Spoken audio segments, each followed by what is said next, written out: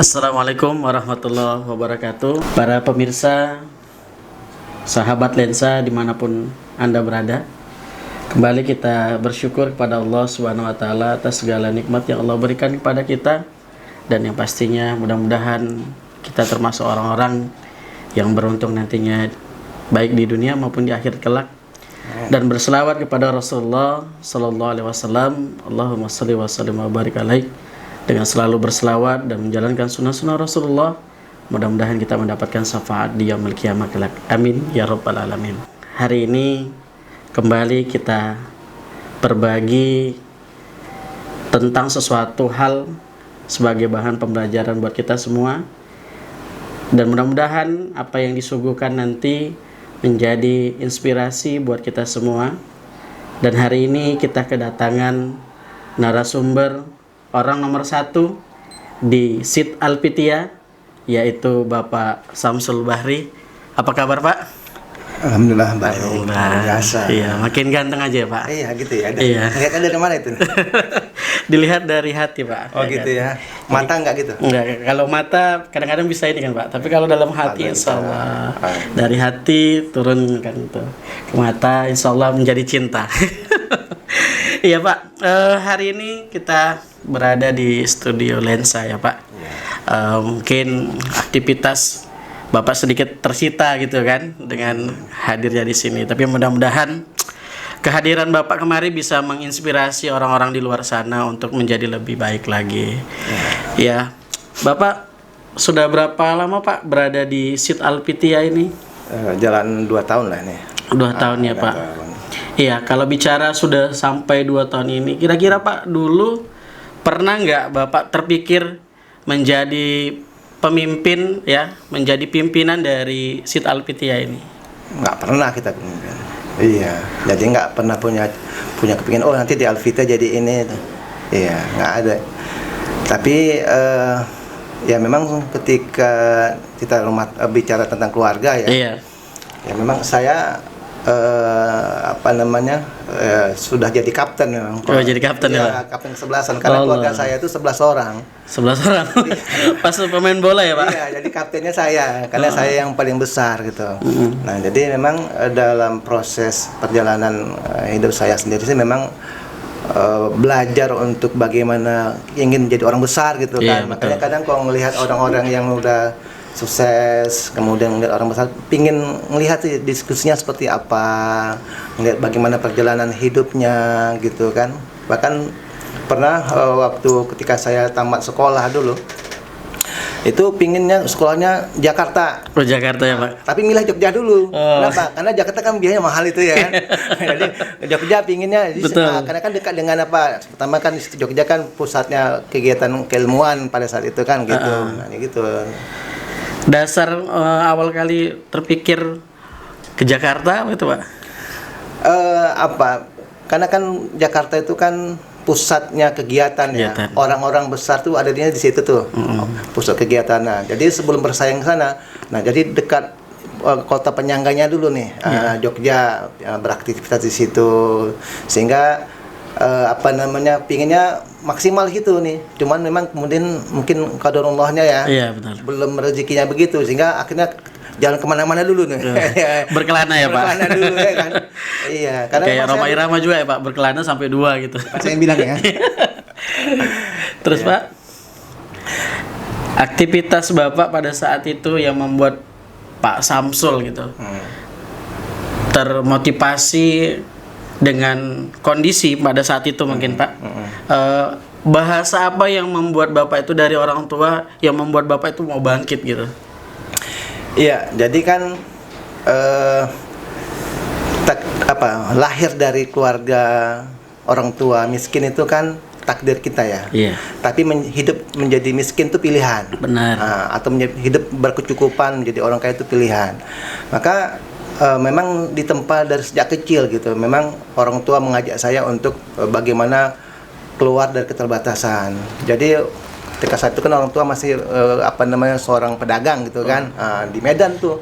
Jadi sejak saya SD itu sudah diajarkan gitu. Jadi pulang sekolah saya, ya mungkin sekitar kelas 3, kelas 4 SD itu, saya pulang sekolah itu ke Medan sendiri. Nah, sama orang tua, dia istirahat, saya jualan gitu.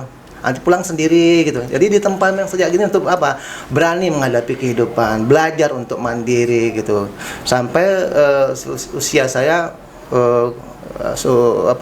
remaja lah ya. Kemudian juga waktu saya pun tamat juga gitu kan. Memang belajar untuk tidak ini ya. Kalau bisa mandiri kenapa harus minta sama orang tua? Benar sekali, gitu kan, gitu juga ketika saya meneruskan pendidikan. Jadi kadang saya sambil dagang gitu sambil kuliah. Nah, dia ada waktu kuliah, selesai kuliah dagang, ada waktu lagi nanti gitu. Jadi bagaimana kita juga sukses kuliahnya, sukses juga secara finansial, ya kan, sukses juga berorganisasi. Jadi bagi saya juga untuk belajar juga bagaimana berkomunikasi dengan orang banyak ya di luar kampus misalnya berorganisasi. Nah, jadi bagaimana menseiringkan antara bisa sukses secara finansial, sukses juga untuk kegiatan akademik di kampus, sukses juga berkomunikasi dalam organisasi dengan orang-orang banyak di luar sana gitu.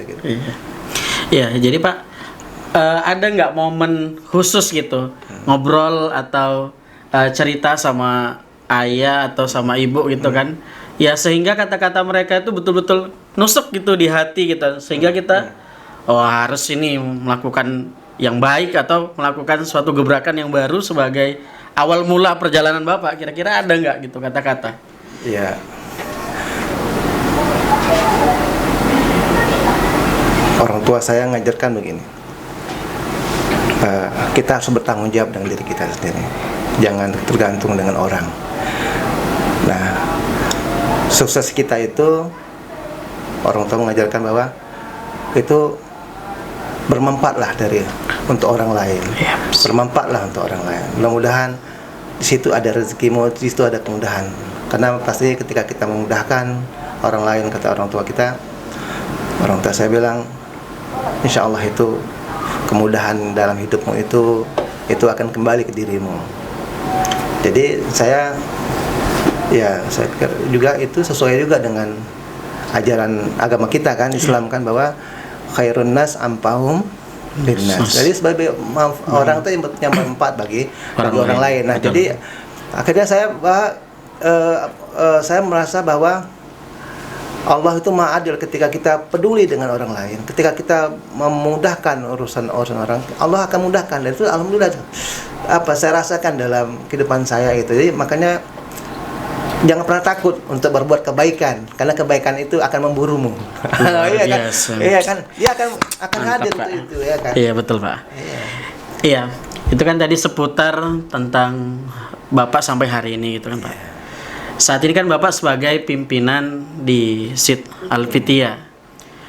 Bapak sudah menjalankan amanah itu sampai hari ini sudah mencapai 2 tahun gitu kan Pak. Jadi targetan Bapak untuk Al-Fitiyah ini ke depannya apa Pak? Ya, kita berharap Al-Fitiyah ini menjadi pusat kegiatan pendidikan di Kota Binjai, khususnya dalam konteks literasinya, ya, dalam konteks akhlaknya, dan juga dalam konteks akademiknya. Sehingga kita berharap ke depan dari Al-Fitiyah ini bisa lahir ya tokoh-tokoh pemimpin bangsa ini yang dia prestasinya bagus ya secara akademik, kemudian juga bisa menjadi teladan bagi orang lain. Nah, kita berharap, dan itu kita bangun dari hilir ke hulu. Jadi bagaimana kita dari hilirnya kita siapkan desain-desain pendidikan yang memudahkan nanti bagi guru dan siswa itu untuk melakukan proses belajar dan mengajar dan belajar. Nah, kemudian bagaimana kita bisa mengoptimalisasi bahwa melalui SIT adalah rumah kita bersama, sehingga orang merasa memiliki sekolah ini. Nah, kalau orang merasa memiliki, maka kita berharap totalitas dia, profesionalisme dia, integritas dia itu bisa terbangun di sini. Nah, dan untuk itu kita perlu menyiapkan hilir dari hulunya ini ke hilirnya, hilirnya supaya apa, nanti ini bisa dikonsumsi oleh orang-orang di luar Al-Fitiyah juga.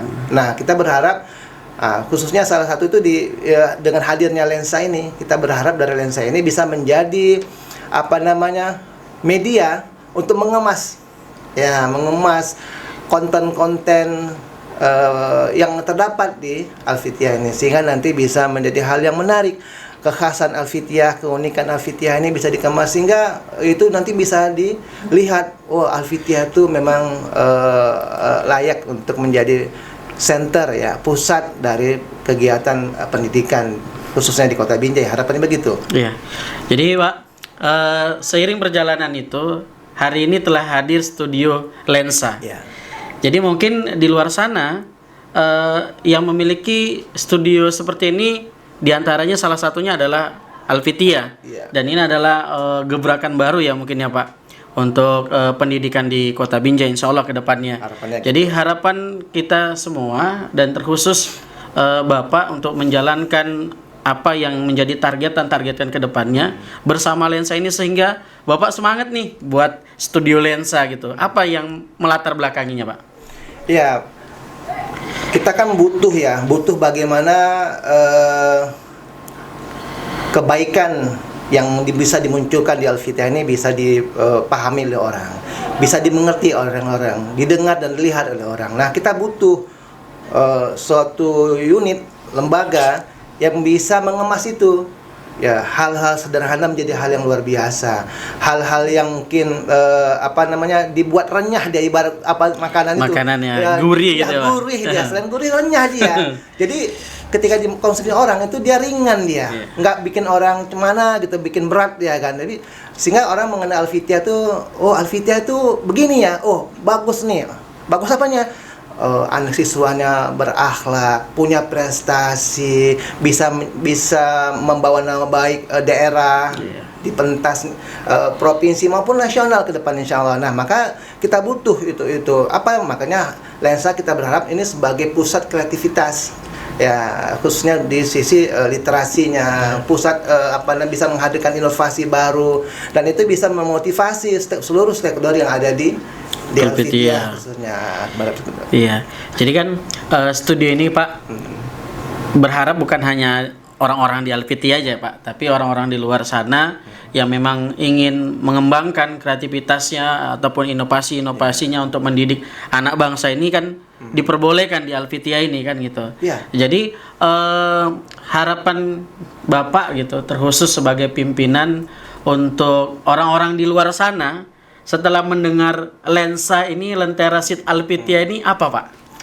Nah, maka melalui media ini kita menyampaikannya bahwa Al-Fitiah terbuka untuk itu. Ya, bentuk keterbukaan itu bahwa kita bisa membuat program-program bersama yang sifatnya sinergis. Baik itu misalnya untuk kalangan milenial misalnya, yang mungkin suka dalam konteks literasi atau mungkin dalam konsep pembelajaran, dalam konsep misalnya membangun semangat kepemimpinan. Nah, kita siapkan terbuka. Mari sama-sama kita bangun ya kan dari sejak dini kaum generasi muda, ayo sama-sama apa yang menjadi kebutuhan kita sehingga kita bisa menjadi bagian dari perubahan untuk bangsa ini menjadi lebih baik, menjadi bangsa yang kuat. Nah, maka harapan itu kita dari Al-Fitiah kita membuka diri. Mari yuk sama-sama kawan-kawan di luar sana apa yang bisa kita kontribusikan. Nah, Al-Fitiah siap untuk menjadi bagian dari tempat yang sebagai pusat memberikan kontributor itu. Nah, misalnya melalui lensa ini mungkin saran-saran yang memang dibutuhkan di luar sana kita siap membagi itu. Misalnya. Iya, Pak. Satu hal lah Pak, motivasi buat kaula muda di luar sana setelah melihat tontonan ini, apa yang ingin Bapak pesankan kepada pemirsa penikmat sahabat lensa? Iya, krisis itu bukan hambatan. Krisis itu bagi orang yang punya semangat hidup, semangat motivasi yang baik itu, krisis itu peluang. Banyak orang besar, banyak gagasan besar, banyak hal-hal besar yang bisa dimunculkan ketika itu dimulai dari krisis yang ada. Maka ayo sama-sama kita jadikan krisis, baik krisis COVID hari ini maupun bagaimana yang kita rasakan dari kondisi negeri ini, Maka kita jangan menyalahkan lingkungan, jangan kita salahkan kegelapan. Benar. Kok hidup kita begitu gelap hari ini? Iya. Nah, maka ayo sama-sama kita munculkan, kita hidupkan, kita nyalakan penerang, dan kita adalah bagian dari penerang itu. Maka jangan pernah salahkan kegelapan, jadilah lentera. Amin. Gitu. Yang setiap orang tuh bisa membagi cahayanya untuk orang lain. Allah wasallam berkali. Ya, jadi untuk terakhir kali ini Pak, untuk motivasi tim Lensa ini, sudah sejauh ini insya Allah kedepannya dengan karya-karya terbaiknya akan dipublikasikan, dan kita lihat juga beberapa hari kemarin kita sudah menampilkan konten-konten yang sekedar ya untuk merangsang orang-orang di luar sana bahwa Alpitia sudah punya lensa yang akan produktif ke depannya. Jadi motivasi apa Pak untuk kawan-kawan di tim Lensa? Life like a butterfly. Allah wasallam. Artinya Pak, agak mungkin di luar sana nggak semua gitu kan. Jadi menjadilah seperti halnya kupu-kupu yang dia sebelum memberikan keindahan, bisa dinikmati keindahan dirinya itu kita lihat bagaimana perjuangannya itu ya, dari kepompong, mungkin tidak diminati orang, dibenci orang, tapi ketika dia menghasilkan hal yang positif, wah, orang mengikutinya, orang bisa ikut serta di dalamnya. Maka kita berharap apapun itu, komentar apapun itu, baik positif negatif, itu menjadi bagian dari hal yang harus dilewati. Maka terbukalah dengan lingkungan yang ada. Jangan pernah merasa wah sudah puas dengan apa yang sudah ada. Jadi kalau kita lihat kupu-kupu itu kan indah sekali kan. Dia hadir di tempat yang indah dan bisa memberikan keindahan bagi orang-orang yang melihatnya, insya Allah. Amin ya rabbal alamin. Ya, terima kasih Pak Samsul yang telah berbagi ya kisah-kisah inspirasi buat kita semua, terkhusus kepada orang-orang yang berada di luar, yaitu kaula muda maupun penikmat, para sahabat lensa dimanapun berada. Apa yang kami berikan, kami sadar dan yakin masih terdapat kekurangan. Tapi yakinlah, kalau kita melakukan sedikit saja atau memberikan satu titik cahaya, insya Allah akan bermanfaat kepada orang banyak, dan yang pastinya kehadiran Lensa untuk memberikan yang terbaik. Amin. Terima kasih atas segala perhatian dari sahabat Lensa dimanapun berada. Akhir kalam, Assalamualaikum warahmatullahi wabarakatuh.